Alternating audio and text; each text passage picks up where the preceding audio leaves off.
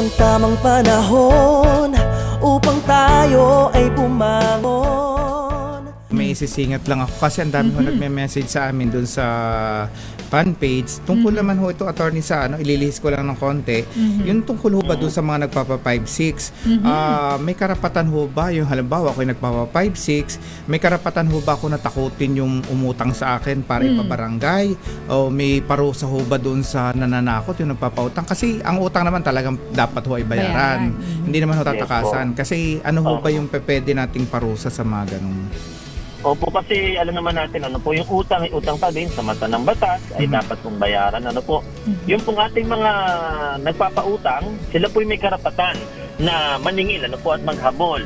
May karapatan din po sila na taputin yung kanilang pinautang na po hindi sila magbabayad sa nararapat na panahon, ay maaari sila ipabarangay. Karapatan po yun ng isang tao, lalo na po yung ating mga aggrieved parties, yung mga naagrabyado po na mga nagpapautang. Subalit po, gayon pa man na sila merong karapatan na ganito, hindi po pwede silang dumaan sa mga paraan na magiging isang harassment na po, ano po. Kailangan yung kanilang paraan ng paniningil, paraan po nila ng paghahabol sa mga pinuutang nila, ay dapat po inaayon sa batas. At hindi po ito maging isang form of harassment to the point na nagkakaroon na ng anxiety at nagugulo na yung personal na buhay ng ating mga pinautang. Kasi nakikita ko natin yung mga, most especially ho, yung mga nagtitinda ho sa palengke, yung mga nangungutang ho sa 5-6 na pambili nila ng kanilang paninda, tapos pagdating ng syempre ho, hindi na, minsan matumal pa ang benta eh.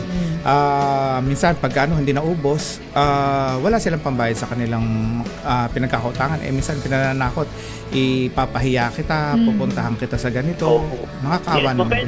Yun naman po, ka-vendor Lawrence, yung pagpa-file po sa barangay, karapatan po ay na kahit na sino, lalo na agrabyado. Pero po ipapahiya mo yung tao, mumurahin mo siya sa publiko, or ipopot mo siya sa Facebook, maaaring po kayo makasuhan ng cyber libel. Ano po?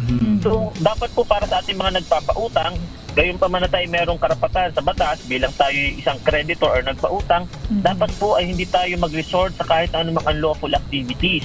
Kung tayo po may pautang, nandiyan po ang ating barangay, nandiyan po ang ating mga small claims court upang po tayo ay maghabol. Pero hindi po tayo binigyan ng karapatan ng batas natin na tayo ay magmura, magpahiya ng mga tao, lalo na po sa publiko. Kasi madami attorney ngayon, tsaka ka-vendor Lawrence, napapansin ko lang, yung usong-uso na pinupost, yung mga nangutang na hindi nagbabayad.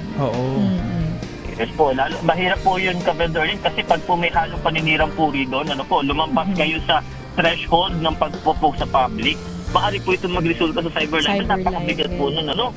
Dahil mas mabigat po ito sa isang traditional libel, kasi ang cyber libel, maaari kang makulong hanggang 8 taon. So, para po sa ating magpapautang na gusto makapaningil, daanin po natin sa legal na proseso at wag na po tayong manirang puri ng ating mga pinautang. Ayun, at saka paalala ho ulit, hindi kami against do sa mga nagpa 5-6. Baka naman do sa mga may nangutang, obligasyon ho naman talaga natin na bayaran yung inutang natin. Po, ano po, kasi yun po yung kontrata pa din po ng pangungutang, ano po, kahit ano pang sabihin natin, kailangan nating bayaran ng ating mga utang. Kung tayo nahihirapan sa pang-araw-araw na gastusin, tayo po maaaring humingi ng pakiusap ng maayos sa ating mga pinagkautangan. Yun. Partner. Attorney John Richard de los Reyes, sir, maraming salamat po, attorney, at thank you po sa pagsama sa amin ngayong araw. Yes. Thank you very much po sa inyo. Salamat po ka-vendor Lawrence, ka-vendor Lane, at sa lahat po natin tagapakinig. Yes, maraming salamat, Attorney Richard de los Reyes. Kung may mga ka-vendor, kung meron kayong nice ibahaging problema na gusto nyo masolusyonan, kwentong tagumpay, at pwede kayo mag-email sa aming email address na kabendor25@gmail.com.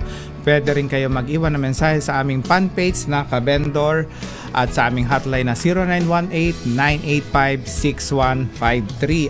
Babatiin ko lamang po si Ate Chato at Kuya Alex Mendoza ng Milan's Native Food and Grills, Tumaway, Talisay, Batangas. At kay Mayor Prix Diaz, Mayor Janice Digamo, at Mayor Galic Ruita. Yan.